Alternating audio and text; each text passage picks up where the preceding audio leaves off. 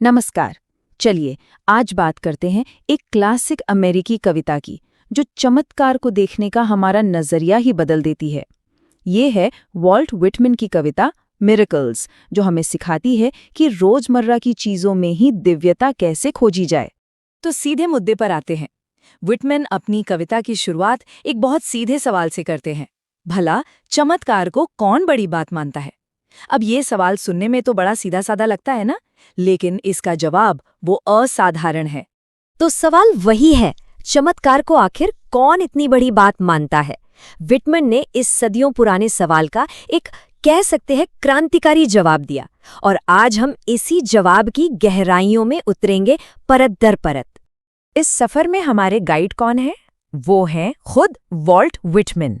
उन्हें अमेरिकी साहित्य की एक बहुत बड़ी हस्ती और मुक्त छंद का जनक भी कहा जाता है। मतलब एक ऐसा कवि जिसने कविता को पुराने नियमों, तुकबंदी की जंजीरों से आजाद कर दिया और आम चीजों में चमत्कार ढूंढे। और यही बात सबसे दिलचस्प है। व्हिटमैन ने चमत्कार की जो हमारी आपकी समझ है ना, उसे पूरी तरह से पलट कर रख दिया। उनके हिसाब से चमत्कार कोई आसमान से होने वाली कोई अलौकिक चीज नहीं है। नहीं, ये कुछ और ही है।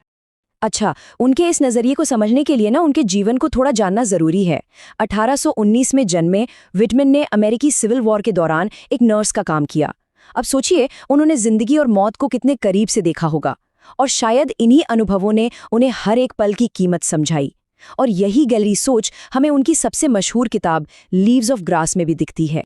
तो जैसा कि हमने कहा, वो थे मुक्त छंद के जनक।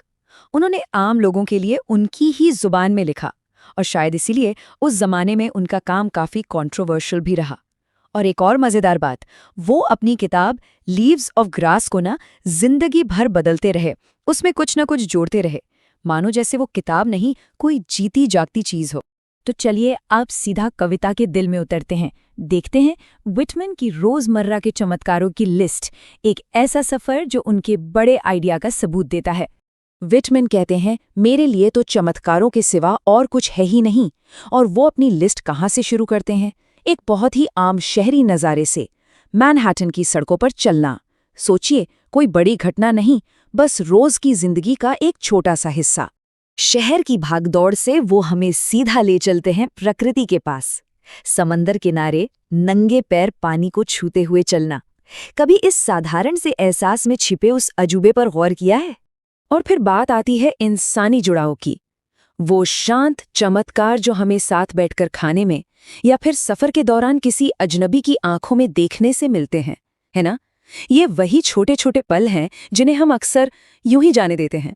प्रकृति का एक छोटा सा नज़ारा भी, वो भी एक चमत्कार हो सकता है। जैसे गर्मी की किसी सुबह में मधुमक्खियों को उनके छत्ते के आसपास काम करते हुए देखना। उनकी अपनी एक दुनिया, उनका वो तालमेल सच में किसी चमत्कार से कम नहीं। और फिर वो अपनी लिस्ट को खत्म करते हैं एक बेहद खूबसूरत काव्यात्मक तस्वीर के साथ। वसंत में दिखने वाले नए चांद की वो नाजुक सी पतली सी लकीर। आसमान में वो खूबसूरती तो हमेशा से है, पर सवाल ये है कि हम कितनी बार रुककर उसे सच में देखते हैं। तो फिर व्हिटमैन का चमत्कार है क्या? सीधी सी बात है, ये वो गहरा, वो दिव्य एहसास है जो आम लोगों, आम जगहों और रोजमर्रा के पलों में छिपा है। मतलब ये कोई कभी कभार होने वाली चीज नहीं है, बल्कि एक ऐसी सच्चाई है जो हर वक्त हमारे आसपास मौजूद है। तो चलिए अब इन छोटी छोटी बातों को जोड़कर उस बड़े आइडिया को समझते हैं। अब वक्त है व्हिटमैन के उस भव्य सिद्धांत को जानने का, जहां ये सारे छोटे छोटे उदाहरण मिलकर एक बहुत बड़ी सच्चाई बनाते हैं। अब देखिए व्हिटमैन अपने दायरे को कैसे बड़ा करते हैं। वो छोटे छोटे कामों से आगे बढ़कर अब वक्त की बात करते हैं। वो कहते हैं, मेरे लिए तो दिन और रात का हर एक घंटा एक चमत्कार है। मतलब सिर्फ चीजें ही नहीं, बल्कि वक्त का गुजरना, ये दिन रात का होना, ये भी एक चमत्कार है। और फिर आता है इस कविता का सबसे दमदार, सबसे आइडिया आइडिया, अंतरिक्ष का हर एक घन इंच एक चमत्कार है। बस बात खत्म। इसका मतलब क्या हुआ? यही कि हर जगह, हर जर्रे में चमत्कार है। और वो इस बात को और भी साफ करते हैं। धरती की सतह, धरती के अंदर का हिस्सा, समंदर, उसमें तैरती मछलियां, चट्टानें, लहरों का उठना गिरना, और हाँ, इंसानों से भरे वो जहाज भी। सब कुछ एक लगातार चलने वाला चमत्कार है। कुछ भी इसके दायरे से बाहर नहीं है। और इसी के साथ हम इस कविता के आखिरी पड़ाव पर पहुंचते हैं। विटमैन की जो आखिरी लाइन है ना, वो सिर्फ एक लाइन नहीं, एक चुनौती है, एक सवाल है जो वो हम सबके लिए छोड़ कर गए हैं। तो इस पूरी बात का निचोड़ क्या है? निचोड़ ये है कि विटमैन के लिए चमत्कार कोई ऐसी अजीब घटना नहीं है जो कुदरत के नियमों को तोड़ दे। अरे नहीं, उनके लिए तो चमत्कार खुद कुदरत ही है। उसका होना, उसका चलना, उसका हर एक हिस्सा, असली चमत्कार तो वही है। और इसीलिए ये पूरी बातचीत इसी एक सवाल पर आकर खत्म होती है।